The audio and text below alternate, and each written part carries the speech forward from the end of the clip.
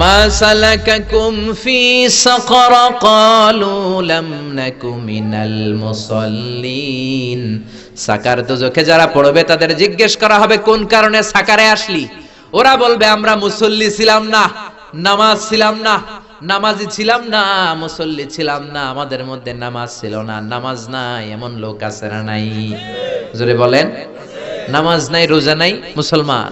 তোমার নামাজ নাই তো তোমার ইসলামও নাই, তোমার নামাজ নাই তো কলিজা ঈমানও নাই। চিল্লা এখন ঠিক কি না? নামাজ নাই তো ঈমান নাই।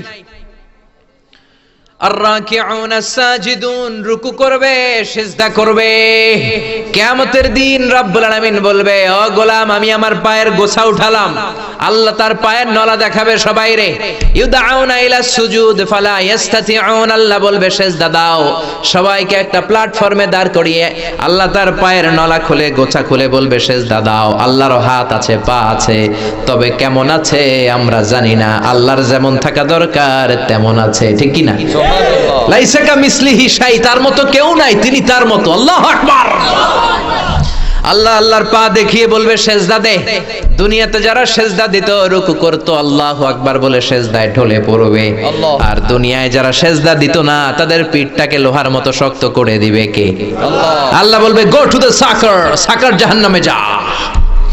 এজন্য নামাজের দরকার আছে না নাই? আল্লাহ বলে তোরা যদি সেজদা না দেস, তোরা যদি রুকু না করিস, মহাবিশ্বের নবমণ্ডল ভূমণ্ডলের সবকিছু সেজদা করে কারে?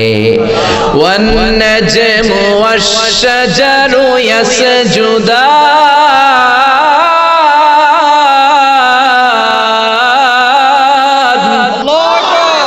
আল্লাহ বলে মাথার উপরে যত তারা দেখা যায়, মহাবিশ্বে যত গাছপালা দেখা যায়, সবগুলো সেজদা দেয় কারে?